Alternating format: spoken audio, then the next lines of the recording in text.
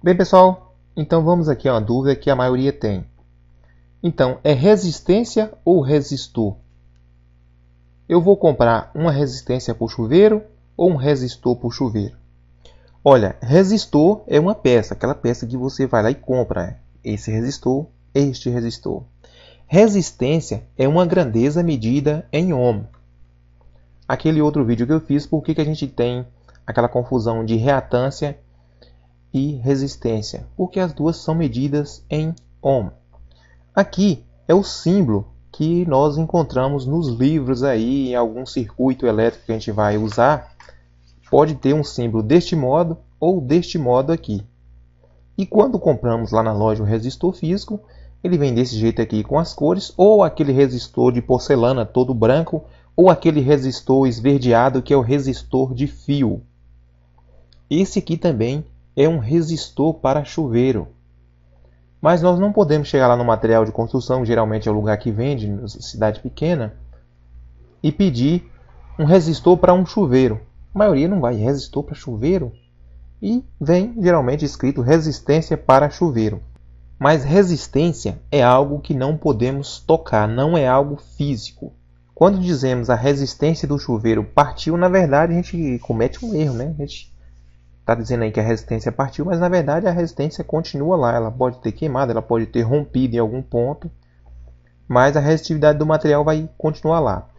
Será que nós podemos fazer um resistor de potência? Aqueles resistores onde você quer usar para controlar a corrente de saída de uma fonte. E será que é viável controlar a saída de uma fonte com um resistor? Então, resistor é o componente que transforma a energia reativa em energia calorífica. Isso é bom em alguns casos. Neste caso aqui, para água, como queremos aquecer a água, neste caso, quanto mais transformar essa energia, digamos a energia elétrica, em calor para aquecer a água, melhor será. Neste caso aqui, do resistor, quando ele está em um circuito, quanto mais transformar aquela energia em calor, isso pode ser ruim, porque vamos ter perdas ali naquele circuito e também podemos aquecer, superaquecer aquela máquina, o que nós estamos fazendo ali. Então tem que ser controlado. Voltando aqui, será que nós podemos fazer um resistor de potência? Sim. Foi perguntado aqui no canal se dá para fazer um resistor de potência e se dá para fazer, por exemplo, uma resistência aí para um resistor para a gente colocar em um pequeno ferro para soldar com baterias. Suponha aí que você está em um lugar e aí quer fazer um ferrinho de solda com bateria. É possível? Sim. Depois vamos fazer isso aqui no canal, eu já mostro para vocês. Para isso nós temos que arrumar um tipo de material que isole a parte de fora para que esse calor fique só interno. Então há vários materiais, mas o material mais fácil que a gente encontra é a cerâmica. Podemos aí pegar o barro cerâmico aí, colocar lá dentro aquele material que a gente quer que aquece um ferro, um pedaço de cobre, e por fora a gente faz o isolamento com cerâmica. Ou pode ser feito também o isolamento com mica. Então nós podemos pegar, colocar dentro um material que nós queremos que aqueça e por fora fazer esse isolamento com cerâmica ou com mica. Esses ferros de solda vocês podem ver que quando tira ali, a parte de dentro tem um pouco de mica e na parte de fora. Essa mica, ela é um ótimo isolante elétrico e também um ótimo condutor calorífico, digamos assim. Então a mica ela vai isolar para que o resistor não toque naquela peça aqui de metal, porque aí ele vai fechar curto. Por exemplo, aqui esse resistor aqui, que é para o chuveiro. Se nós colocar ele no chuveiro lá desse modo aqui, tudo juntinho aí, ele vai entrar em curto. Por isso que tem aquele espaço lá para a gente esticar ele, para cada espira dessa aqui não tocar uma na outra.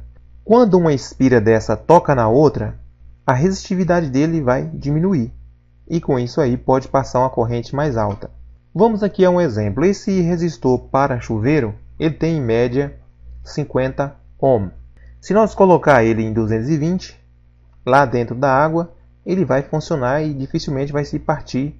A não ser que quando chega com o tempo ali, os sais da água vai corroendo o material ou ele entra em curto.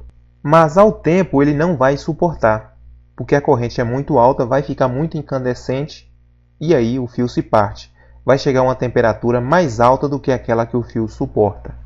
Então, quando nós fazemos o ferro, tem que calcular a resistência corretamente para que esse resistor não venha a queimar. O mesmo acontece com esse aqui.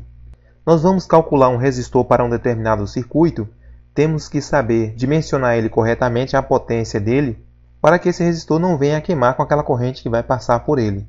A corrente que vai passar pelo resistor, eu já ensinei para vocês naquele outro vídeo sobre a fórmula lei de Ohm. Então, naquele outro vídeo lá, vocês sabem que, usando o triângulo de Ohm, você consegue ver qual é a resistência que vai passar pelo fio de acordo com aquela tensão. Costumo dizer para vocês que funciona mais ou menos assim. Supondo aí que a tensão é como algo que vai empurrando a corrente e a resistência é algo que vai estrangular essa corrente para que ela não passe. Se a tensão for muito alta e a resistência muito baixa, a corrente será muito alta. Mas se a tensão permanecer, digamos aí 220 volts, e a resistência for aumentando, a corrente vai diminuindo. Um resistor ideal seria um resistor que depois que a gente coloca ele no circuito, ele não altera mais com a tensão. De acordo com a tensão que a gente colocar ele não altera mais. E de acordo com a tensão, a corrente que está passando por ele não altera para essa corrente aumentar ou diminuir. Mas acontece que boa parte dos materiais sofrem uma influência, que quando aquecido, a resistência aumenta ou diminui. Vocês viram o caso quando eu mostrei para vocês o PTC. O que acontece com o PTC? Quando passa por ele uma determinada corrente, ele superaquece e a resistividade do material vai aumentando tanto, chega a um ponto de quase infinita. O NTC já é o contrário. O NTC, quando começa a passar uma corrente por ele, ele vai diminuindo a resistência dele, pode chegar a zero. O NTC serve muito para controle de aquecimento, por exemplo, em uma fonte. A gente pode escolher um NTC determinado, colocar ali no dissipador e colocar esse NTC controlando um transistor, por exemplo. Se ele está controlando a base do transistor e ele é um NTC, digamos aí, de 100 ohm, ele vai deixar passar uma suposição que ele venha deixar passar ali 5 mA e o cooler vem funcionar devagarinho. Se este dissipador aquecer e a resistividade do material diminuir, vai passar um pouco mais de corrente para a base do transistor e este transistor vai fazer com que o cooler aumente a sua velocidade, resfriando aquele lugar ali que está determinado a esfriar e ele volta ao outro estado, deixando o cooler mais lento. Então ele é usado muito em controle de temperatura. Então espero que vocês tenham tirado essa dúvida aí. Na verdade, a resistência de chuveiro, como nós falamos e pedimos, é na verdade um resistor. Mas nós não podemos chegar lá no lugar que vai comprar, eu quero um resistor para chuveiro, que as pessoas não vão entender. Nós temos que pedir uma resistência para chuveiro e também saber a potência dessa resistência. Se nós sabemos a potência, digamos aí, vou dar só um exemplo a vocês. Suponha que nós pedimos aí uma potência de 5.000 watts e a nossa rede tem uma tensão de 220 volts. Então vamos pegar esses 5.000 watts dividido por 220 volts. Então a corrente que vai passar será 22 amperes. Será a corrente que vai passar. Para nós achar de novo a potência, a gente sabe que é só multiplicar a corrente pela tensão e vamos achar a potência. Quando a gente for construir um resistor determinado para aquele circuito, que a gente pode fazer de fio de níquel-cromo ou o fio de Kental, que é também um material resistível. Existem outros materiais também que podemos fazer, por exemplo, aí o grafite. Tem pessoas que fazem misturas aí de materiais para fazer uma determinada resistência. Só que acontece com isso, para fazer um determinado resistor, acontece com isso que nem sempre você tem um controle exato daquilo que quer. Já quando a gente escolhe o fio, a gente pode medir aquele fio e ir medindo com o multímetro ali, de acordo com a gente encontrou aquela resistência que a gente quer, a gente vai, enrola ele e faz o resistor adequado. Então, se vocês tiverem mais alguma dúvida sobre esse assunto aqui, pode deixar abaixo do vídeo. Aí quando a gente for construir lá o resistor de potência, eu já explico melhor para vocês como escolher o fio certo para fazer aquele circuito. Então, se vocês gostaram, deixa o ok de vocês, compartilhe o vídeo para que outros vejam, se inscreva no canal. Muito obrigado e até a próxima.